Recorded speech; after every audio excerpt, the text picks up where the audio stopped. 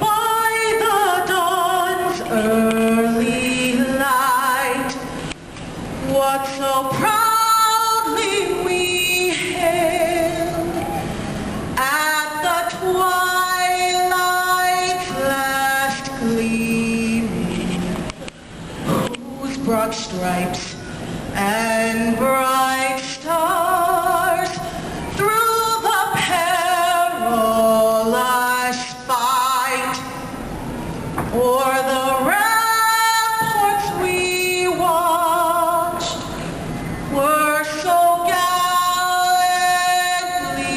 streaming, and the rocket's red glare, the bombs bursting in air, gave proof through the night that our flag was still there. Oh, say does that star-spangled banner yet wave o'er the land of the free and the home of the brave.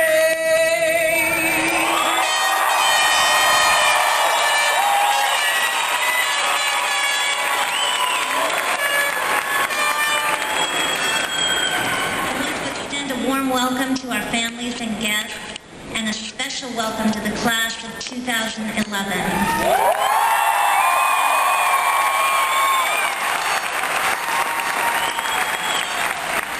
Allow me to take a moment now to introduce to you the persons joining me on stage tonight, and please hold your applause until the very end.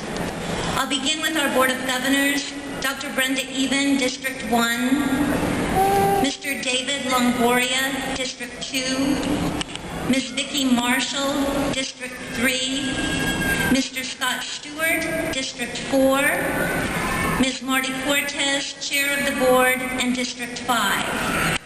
Next, our Chancellor, Dr. Roy Flores, our Executive Vice Chancellor for Administration, Dr. David B., your commencement speaker tonight, Mr. Richard Thompson.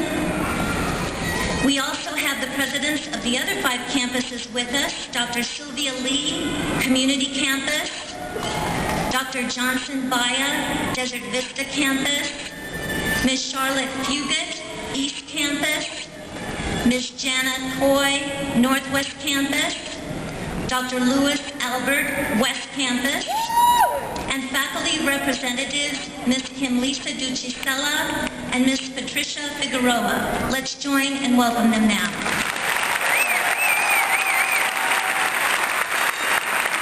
Also the time when you move your tassel from the right to the left. And don't fret, it moves along quite nicely.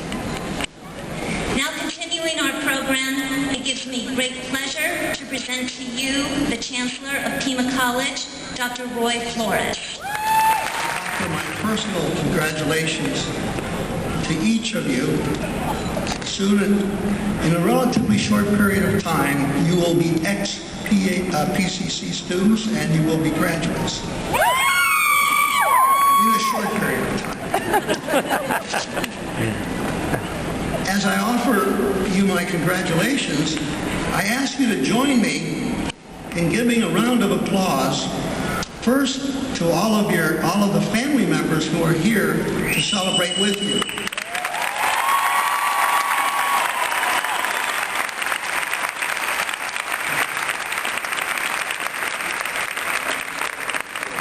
And next to all of your friends who are here as well to celebrate.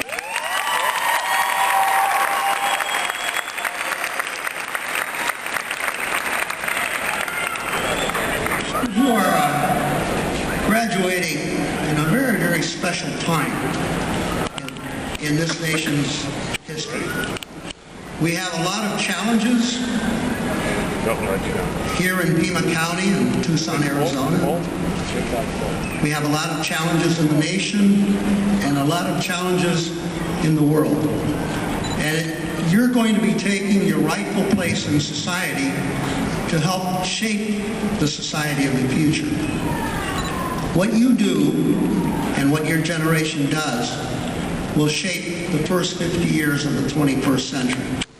There's no question about that. That's what's going to happen.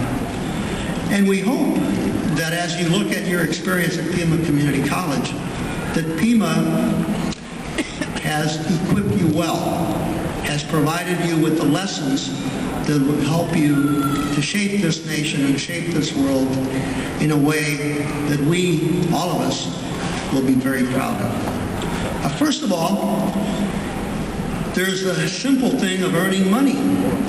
We hope that with the knowledge that you've gained here and the skills in communicating with others, in listening, in persuading and helping people understand things, and in the occupational skills that you learn, those of you who are majoring in occupational programs, this will translate into income for you and your families in the future. We know that.